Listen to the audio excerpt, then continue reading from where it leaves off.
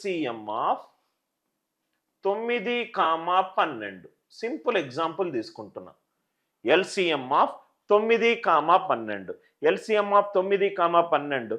ఒక నంబర్కి కాసాగు ఎలా కనుక్కుంటాము? గరిష్టమైన వాల్యూ దగ్గరికి వెళ్తాము. 12.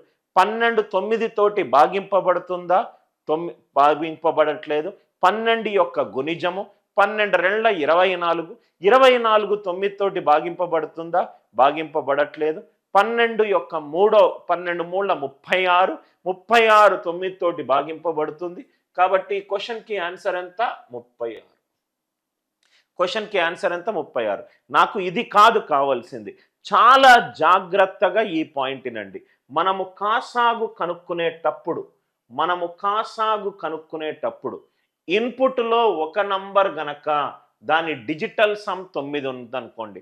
కాసాగు కనుక్కునేటప్పుడు ఇన్పుట్లో ఒక నంబర్ డిజిటల్ సమ్ 9 ఉంటే ఆన్సర్ డిజిటల్ సమ్ కూడా 9 ఉంటుంది. ఇది చాలా ఇంపార్టెంట్ పాయింట్. ఎల్సిఎం అనే ఒక కాసాగు అనే మ్యాథమెటికల్ ఆపరేషన్ ఇచ్చినప్పుడు ఇన్పుట్లో ఒక నంబర్ డిజిటల్ సమ్ గనక 9 ఉంటే, ఇన్పుట్లో ఒక నంబర్ గనక డిజిటల్ సమ్ 9 ఉంటే ఆన్సర్ డిజిటల్ సమ్ కూడా ఎంత ఉంటుంది? ఒక నంబర్ చాలు సార్. ఇన్పుట్లో ఒక నంబర్ డిజిటల్ సమ్ 9 ఉంటే ఆన్సర్ డిజిటల్ సమ్ కూడా 9 అవుతుంది. దీన్ని ఇంకా స్ట్రెచ్ చేయొచ్చు సార్. ఇన్పుట్లో ఒక నంబర్ 4 తోటి డివైడ్ అవుతే ఆన్సర్ కూడా 4 తోటి డివైడ్ అవుతుంది. అంటే ఇన్పుట్లో ఎట్లీస్ట్ ఒక నంబర్, ఇన్పుట్లో ఎట్లీస్ట్ ఒక నంబర్ కే తోటి భాగాహారం అవుతే, ఎట్లీస్ట్ ఒక నంబర్, మినిమం ఒక నంబర్ కే తోటి భాగాహారం అవుతే అవుట్పుట్ కూడా దేంతోటి భాగాహారం అవుతుంది? కే తోటి భాగాహారం అవుతుంది. చాలా ఇంపార్టెంట్ పాయింట్, నోట్స్లో రాసుకోండి. చాలా ఆన్సర్ ఆప్షన్స్ మీకు చాలా ఫాస్ట్గా వస్తాయి. ఏంటి సార్ అప్రోచ్?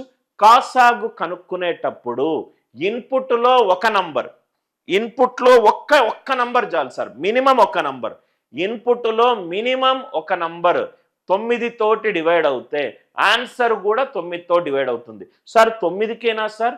ఇన్పుట్లో ఒక నంబర్ 7 తోటి డివైడ్ అవుతే కాసాగులో ఆన్సర్ 7 తోటి డివైడ్ అవుతుంది. ఇన్పుట్లో ఒక నంబర్ 5 తోటి డివైడ్ అవుతే కాసాగులో ఆన్సర్ 5 తోటి డివైడ్ అవుతుంది. ఇన్పుట్లో ఒక నంబర్ 100 తోటి డివైడ్ అవుతే కాసాగులో ఆన్సర్ 100 తోటి డివైడ్ అవుతుంది.